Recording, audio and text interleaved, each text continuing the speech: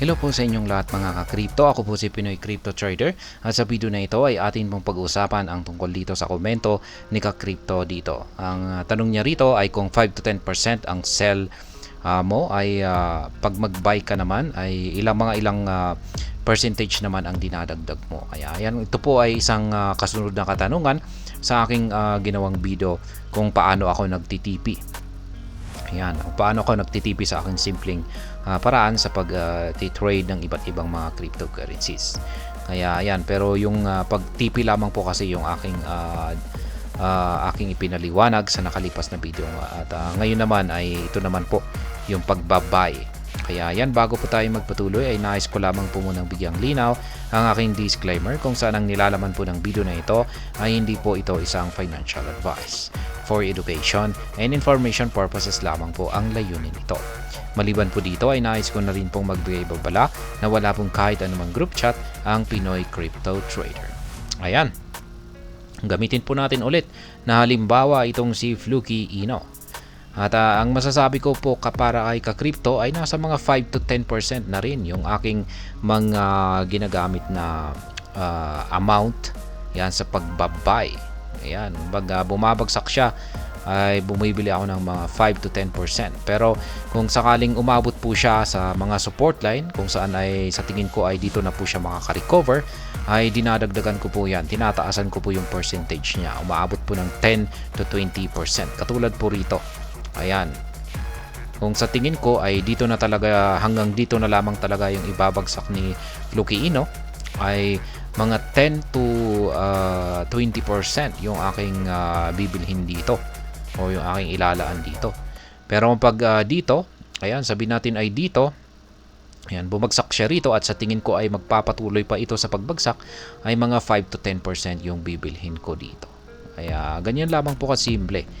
Ngayon ay ayan, kung bilang halimbawa ay sabihin natin ay meron akong puhunan na $1,000. Sabihin natin na $1,000 ang aking puhunan rito sa pagti-trade kay Fluky Ino.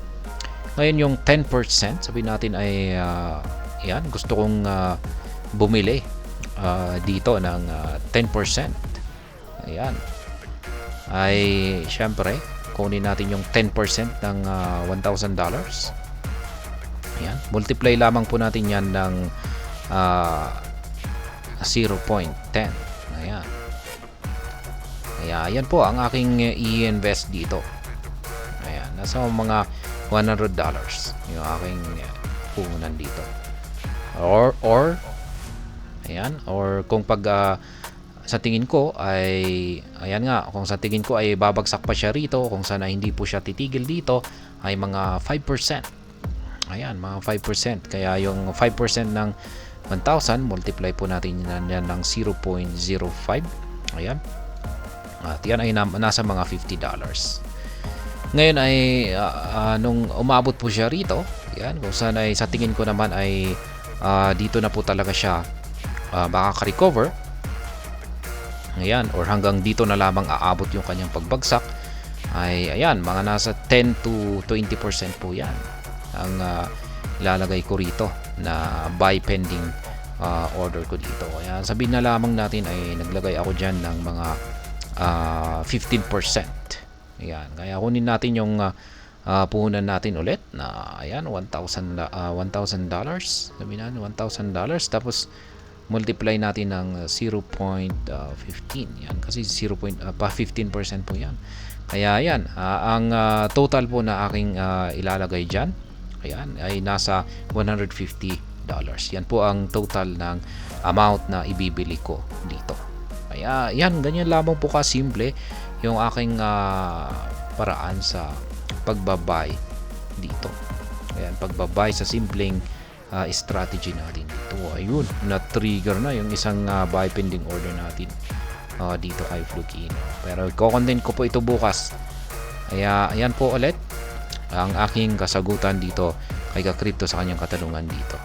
Kaya ayan, halos wala na rin pong pagkakaiba sa pagtitipi. At hanggang dito na lamang po tayo sa video na ito. Sana po ay inyong nagustuhan ang aking paliwanag sa video na ito. Kung inyo po itong nagustuhan ay pakiclick lamang po ang like button nito. Para naman po sa mga bago lamang dito, kayo po ay aking inaanyayahan para mag-subscribe. Pakiclick na rin po ang bell icon nito dahil ito po ang siya magsisilbing notification nito sa mga bago kong videos na akin pong ina-upload sa aking YouTube channel na ito. Marami pong salamat sa panonood. Ingat po tayo lagi at God bless po sa ating lahat.